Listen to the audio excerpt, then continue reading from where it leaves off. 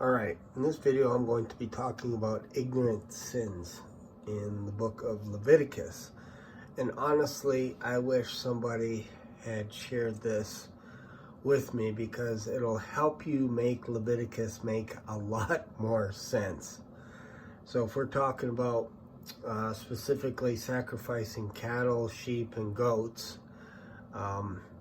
hopefully this video will make more sense to you because after reading Leviticus a few times today, spending the whole day thinking about it, I think this will help you out. So if it has helped you understand Leviticus just a little bit more, let me know in the comments.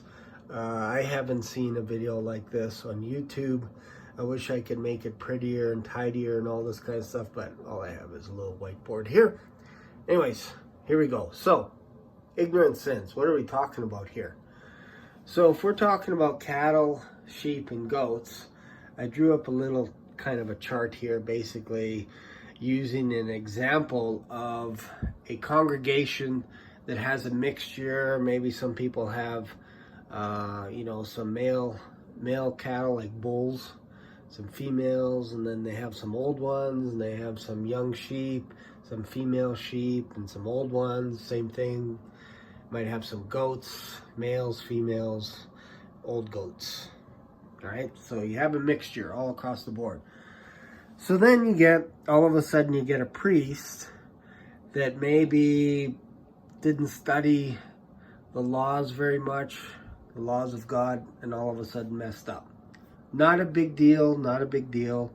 If you're a priest and you mess up, you can actually sacrifice one of the cattle in order to atone for your sin. So it's not a big deal. You can pick either a bull or a female cow. It doesn't really matter. It just has to be a cattle, and you're off the hook. You sacrifice it, done.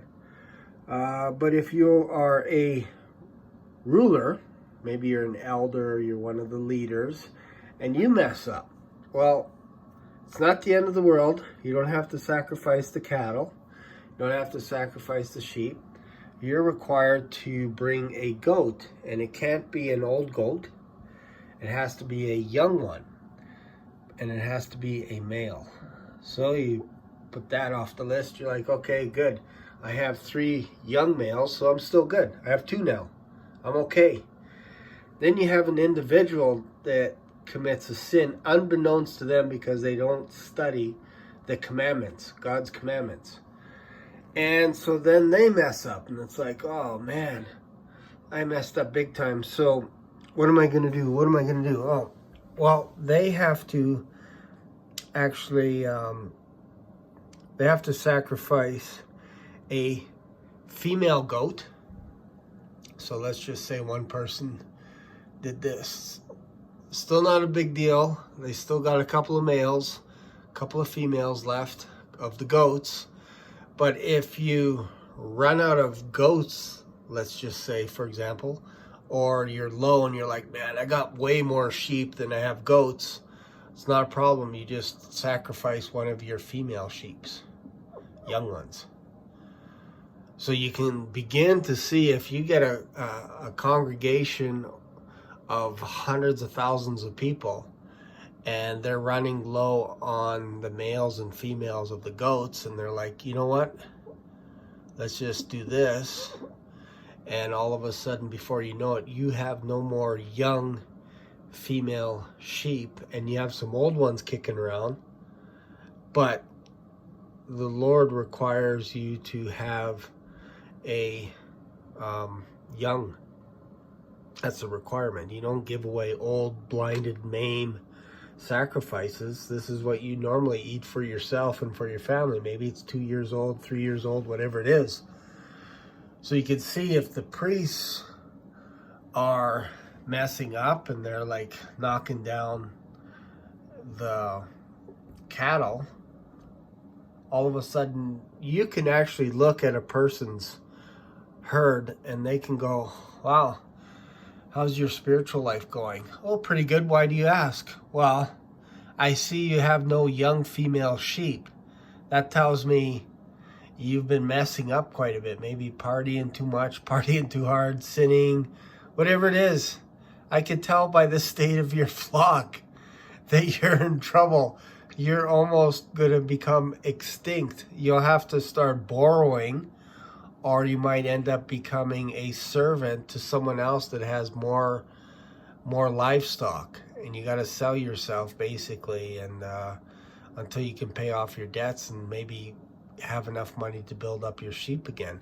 So this is a deterrent after a while to not only stop sinning, because you're actually destroying your flock because you're getting rid of all the next generation, but it kind of forces you a little bit to start learning about the commandments of God and going, oh man, if I don't get my act together, we're not going to be able to eat next year because we're running low on sheep, we're running low on cattle, we're running low on goats, and the ones that we have are getting old. So hopefully that makes a little bit more sense to you. I know it goes a lot deeper. You can talk about grain offerings and all kinds of stuff, but this gives you a perspective of what God was up to when he created these rules. And it's almost like it helps the people as they move along through the wilderness, going towards the promised land, to not screw up so much, because it's going to cost their family either their livelihood or the ability to eat healthy. Anyways, hope you got something out of that. I know it's a little bit of a different video, different take.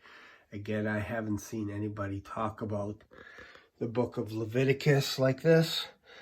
Feel free to comment and feel free to subscribe.